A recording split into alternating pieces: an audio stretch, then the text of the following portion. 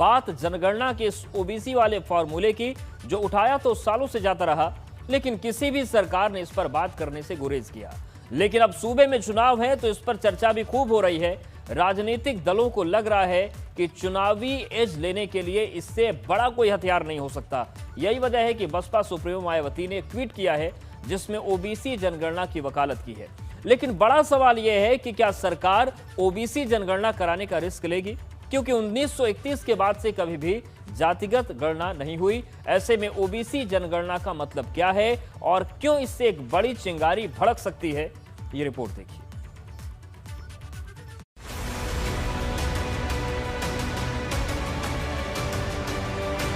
जनगणना की जंग ओबीसी के संग। क्या ओबीसी जनगणना पर होगी यूपी की महाभारत? मायावती का ऐलान, ओबीसी जनगणना से आएगा सियासी तूफान। ओबीसी जनगणना के समर्थन में किया गया मायावती का यह ट्वीट यूपी की सियासत में नया भूचाल ला सकता है, क्योंकि जो बात अब तक सिर्फ बिहार की राजनीति में हो रही थी, जिसे सिर्फ तेजस्वी यादव और बिहार के मुख्यमंत्री नीतीश कुमार दबी जुबान में कह रहे थे, उस पर मायावती ने ट्वीट कर एक नई हवा दे दी है। क्योंकि मायावती ने न सिर्फ ओबीसी जनगणना कराने की बात की है, बल्कि केंद्र की मोदी सरकार के नाम समर्थन वाली चिट्ठी लिखकर ओबीसी जनगणना कराने की मांग को और ज्यादा तेज कर दिया है। ओबीसी जनगणना के मुद्दे को लेकर बसपा ने अपना रुख साफ कर दिया है। बसपा सुप्रीमो मायावती ने साफ कहा कि बसपा इस मामले को लेकर पहले से ही मांग करती रही है। अगर केंद्र सरकार इस दिशा में कोई सकारात्मक कदम उठाती है तो बसपा संसद के अंदर और बाहर सभी जगह उसका समर्थन करेगी। देश में आखिरी बार जाति आधारित जनगणना आजादी से पहले साल 1931 में हुई थी। इसी आंकड़े के आधार पर बताया गया कि देश में ओबीसी आबादी करीब 52% है, लेकिन 90 साल बीत जाने के बाद भी जातिगत जनगणना फिर नहीं हुई। लेकिन अब कई राजनीतिक दल ओबीसी समाज की अलग जनगणना की मांग उठा रहे हैं। इसी कड़ी में बसपा सुप्रीमो मायावती ने यह ट्वीट किया है, क्योंकि भारत में इस साल जनगणना पर काम होना है। पिछले वर्ष कोरोना के कारण इसे टाल दिया गया था। वहीं यह मामला सुप्रीम कोर्ट में भी है। सुप्रीम कोर्ट ने एक याचिका पर फरवरी महीने में केंद्र सरकार को नोटिस जारी कर जवाब भी मांगा था। इसमें कहा गया था कि 2021 की जनगणना के फॉर्म में धर्म, SC/ST स्टेटस का कॉलम है, लेकिन ओबीसी स्टेटस के बारे में कोई कॉलम नहीं है, जबकि शिक्षा, रोजगार, चुनाव आदि में आरक्षण लागू करने में ओबीसी की जातिगत जनगणना की भूमिका अहम होती है। ऐसे में बड़ा सवाल यह है कि ओबीसी जनगणना में क्या पेच है, तो एक लाइन में जवाब है आरक्षण। क्योंकि अगर ओबीसी की जनगणना की गई और इसके आंकड़े आए तो मंडल समर्थकों की ओर से यह मांग उठ सकती है कि नौकरियों और शिक्षा में 27% कोटा को बढ़ाया जाए।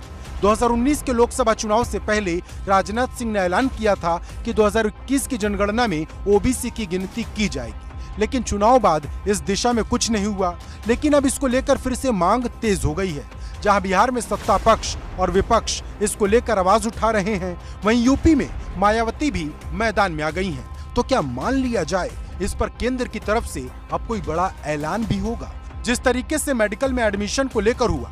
क्योंकि सच तो यही है कि ये मांग सालों साल पुरानी है, लेकिन किसी भी सरकार ने इसको लेकर बड़ा ऐलान नहीं किया। तो क्या जो अब तक नहीं हुआ वो अब होगा, और होगा तो क्या मायावती की तरह और भी राजनीतिक दल इसका समर्थन करेंगे? ये बड़ा सवाल है। Bureau report, ABP Ganga. OBC का सियासी दांव तो देख लिया, बात राहुल गांधी के किसान आंदोलन वाली पॉलिटिक्स की। राहुल गांधी इन दिनों खूब एक्टिव नजर आ रहे हैं। कभी वो ट्रैक्टर चलाते हैं तो कभी साइकिल, तो कभी असली संसद को छोड़कर किसानों की संसद में चले जाते हैं। शुक्रवार को ऐसा ही हुआ। राहुल गांधी 13 दल के विपक्षी नेताओं को लेकर किसान संसद में पहुंच गए, जहां राहुल गांधी ने तीनों कृषि कानूनों को काला कानून बताते हुए सरकार पर जमकर हमला बोला।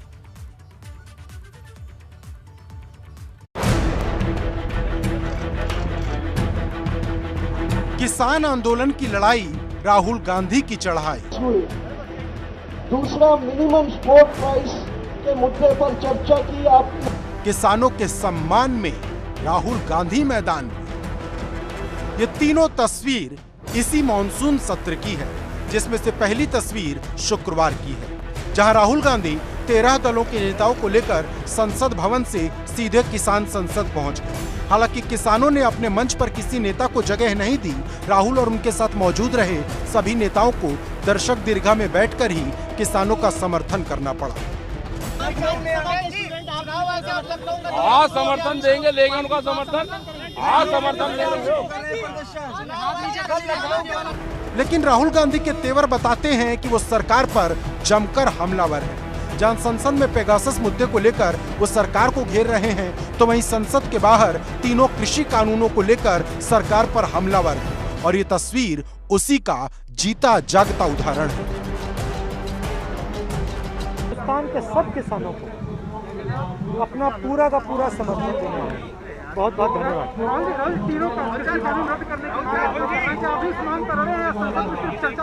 नहीं, चर्चा से कोई काम नहीं चलेगा। ये काले कानून है, इनको रद्द करना है। राहुल की एक ट्रैक्टर वाली तस्वीर भी खूब चर्चा में रही जब वो ट्रैक्टर चलाकर संसद पहुंचे थे। अभी हाल ही में राहुल ने विपक्ष को एकजुट करते हुए नाश्ता पार्टी भी की थी, जिसमें विपक्ष के 14 दल के नेता शामिल हुए। और अब जिस तरह से राहुल विपक्ष को एकजुट करते दिख रहे हैं, उससे एक बात साफ है कि वो सरकार को विपक्ष की ताकत का एहसास करा रहे हैं। लेकिन बड़ा सवाल ये है कि आने वाले विधानसभा चुनावों में क्या राहुल कोई असर पैदा कर पाएंगे, या फिर राहुल का ये रंग सिर्फ ट्रैक्टर चलाने या फिर किसान संसद तक ही सीमित रहेगा। Bureau report, ABP Ganga. बात नोएडा अथॉरिटी की, जिसने भ्रष्टाचार की सारी हदें पार कर दी हैं। खुद सुप्रीम कोर्ट को यह कहना पड़ा कि आपके नाक कान से नहीं बल्कि चेहरे से भ्रष्टाचार टपकता है। लेकिन बड़ा सवाल यह है कि सुप्रीम कोर्ट की इस तल्ख टिप्पणी से क्या नोएडा अथॉरिटी पर फर्क पड़ेगा? ये रिपोर्ट देखिए, क्योंकि भ्रष्टाचार की हद कहां से कहां पहुंच गई है वो आपके लिए समझना जरूरी है।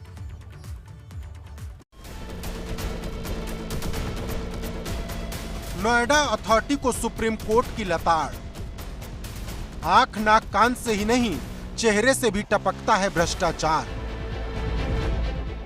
ये नोएडा प्राधिकरण को देश की सर्वोच्च अदालत से की गई वो टिप्पणी है जिस पर कोई भी शर्म से पानी पानी हो सकता है। लेकिन नोएडा प्राधिकरण ने भ्रष्टाचार में वो कीर्तिमान बना दिए हैं कि सुप्रीम कोर्ट खुद को ये कहने से नहीं रोक पाया कि नोएडा अथॉरिटी के चेहरे से भ्रष्टाचार टपकता है। सुप्रीम कोर्ट की ये टिप्पणी ट्विन टावर एपेक्स और सियान के मामले में की गई है।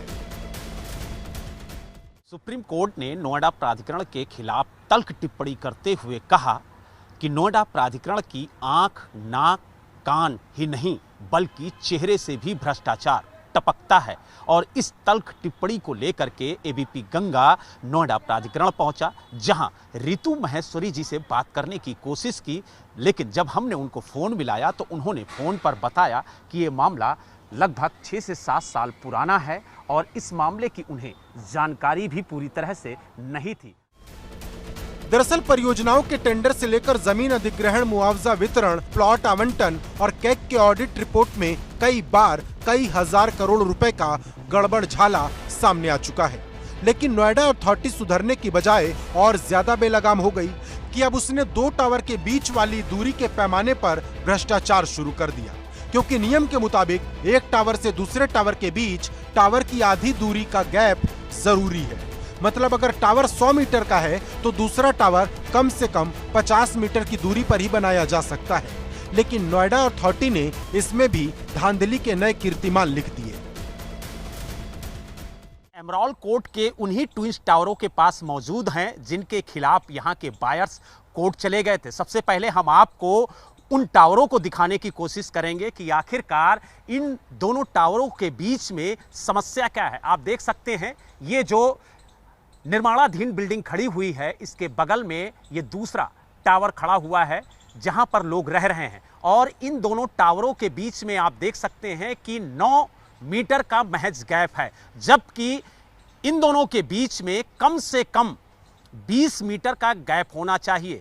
जब बिल्डर ने इस सोसाइटी को डेवलप किया था तब ये जो कंस्ट्रक्शन बिल्डिंग यानी जो ये आप टावर देख रहे हैं निर्माणाधीन, ये नहीं था। ये जो निर्माण है सिर्फ इतना ही रहेगा और ये जो सामने जहां पर ये बिल्डिंग निर्माणाधीन खड़ी हुई है यहां पर ग्रीन बेल्ट होगी। लेकिन बिल्डर ने प्राधिकरण की मिलीभगत से यहां पर निर्माण कार्य शुरू किया, जिसको लेकर के यहां के बायर्स ने विरोध जताया। ट्विन टावर एपेक्स और सियान का यही मामला है, जहां सिर्फ 9 मीटर की दूरी है जो पूरी तरह से अवैध है। देखिए, हमने यहाँ पर फ्लैट 2006 में बुक किया था और 2010 में हमें पोजीशन मिला।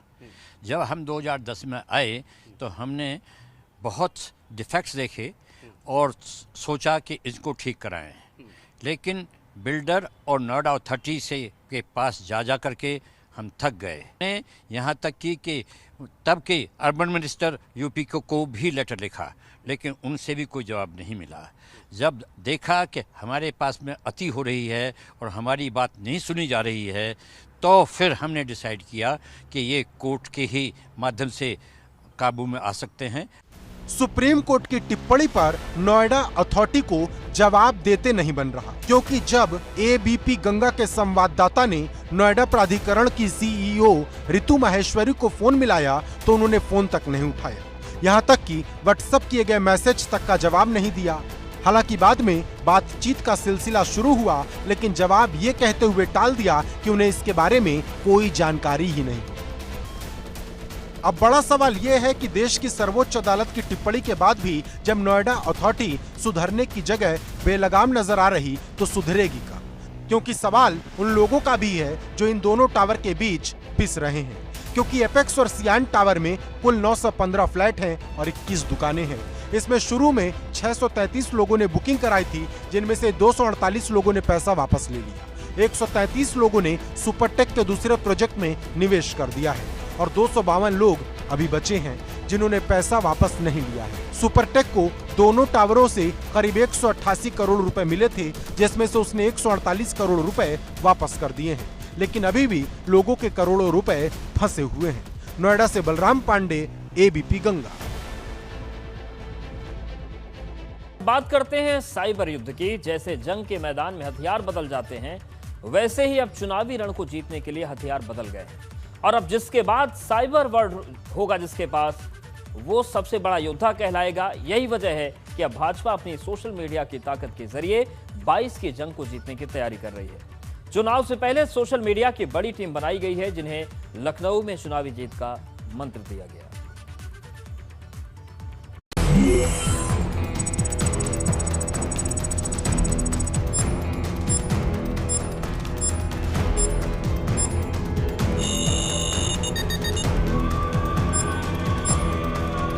समय बदल चुका है। जिस एक मीडिया ने अपनी धमक बनाई है वो बिना किसी माई बाप का है।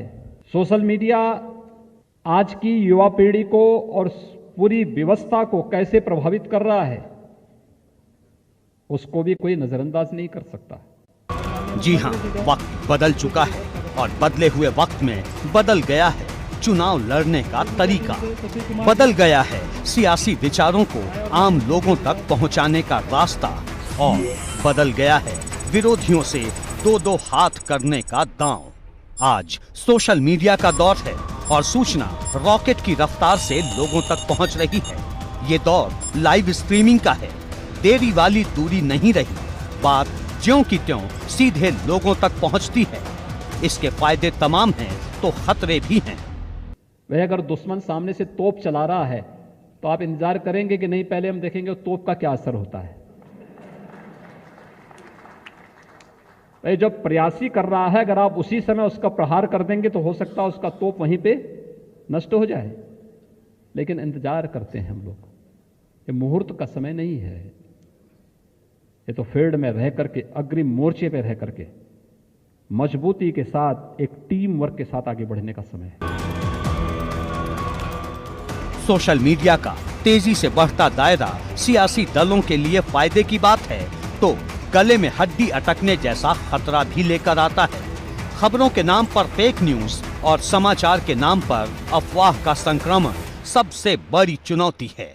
इसलिए अपनी बात को सीधे लोगों तक पहुंचाने के लिए हर दल की कोशिश बड़े से बड़ा सोशल नेटवर्क तैयार करने की है, जिससे वोटरों तक सीधी बात पहुंचाई जा सके और सियासी विरोधियों के एजेंडे की हवा भी निकाली जा सके। टीम वर्क, मुझे लगता है कि आज सोशल मीडिया का प्लेटफॉर्म इसमें सबसे महत्वपूर्ण भूमिका का निर्वहन करने जा रहा है।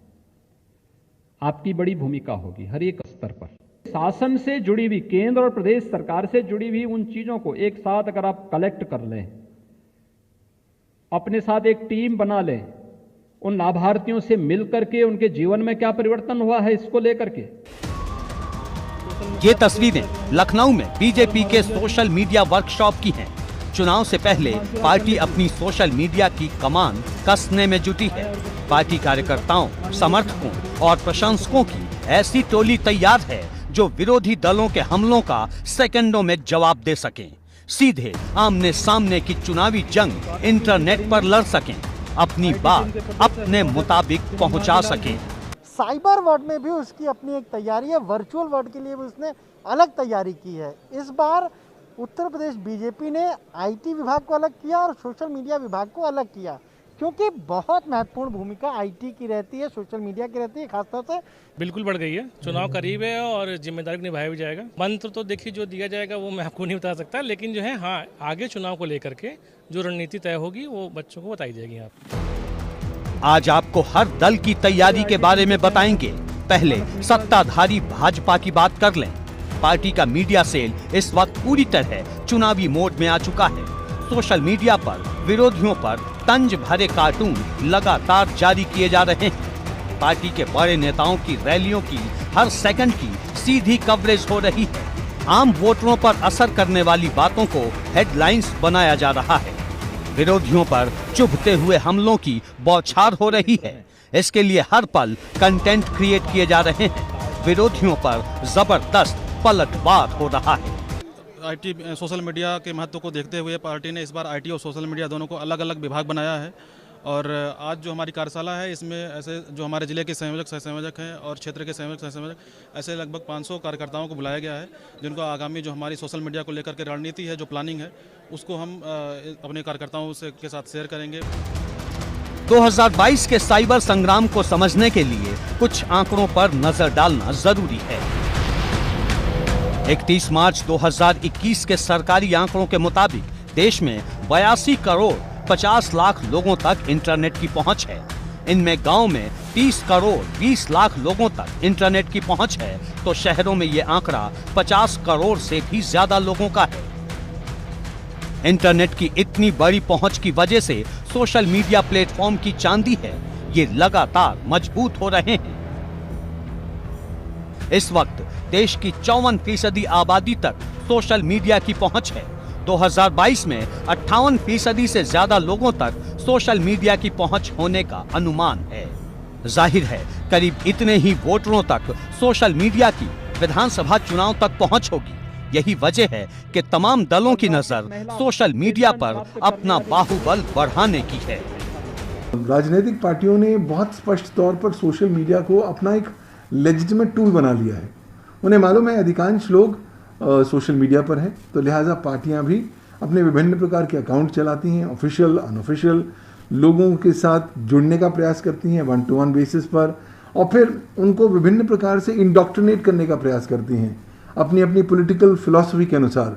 उन्हें उस तरह की चीज़ें भेजना, उस तरह का कंटेंट भेजना, ताकि उनके दिमाग में वो पार्टी, उसके जो सदस्य हैं या उसके जो नुमाइंदे हैं, उनकी रिकॉल वैल्यू ज़्यादा से ज़्यादा हो सके।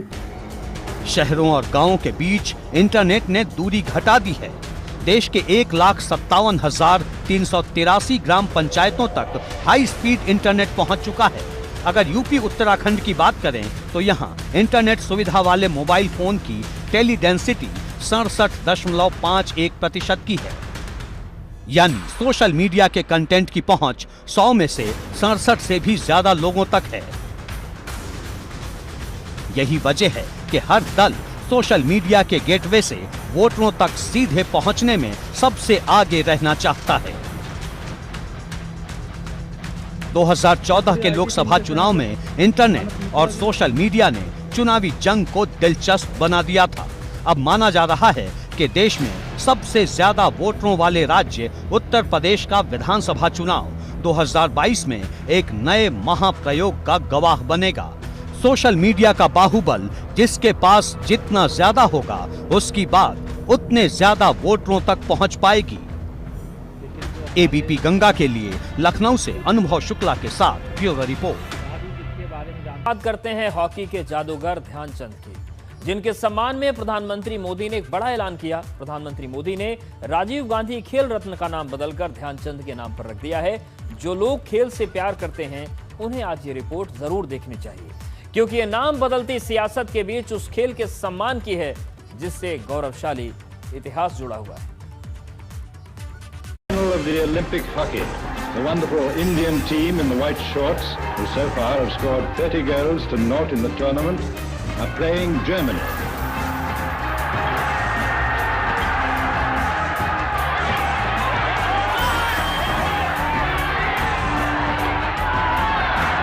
India score. हॉकी के जादूगर का सम्मान।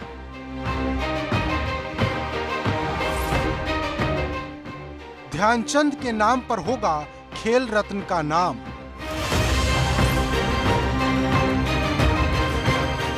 टोक्यो में चल रहे ओलंपिक के बीच 41 साल बाद हॉकी के मैदान में लिखे इतिहास के बीच प्रधानमंत्री मोदी ने खेल के सबसे बड़े सम्मान खेल रत्न का नाम राजीव गांधी के नाम से हटाकर अब हॉकी के जादूगर के नाम से प्रसिद्ध मेजर ध्यानचंद के नाम पर कर दिया है।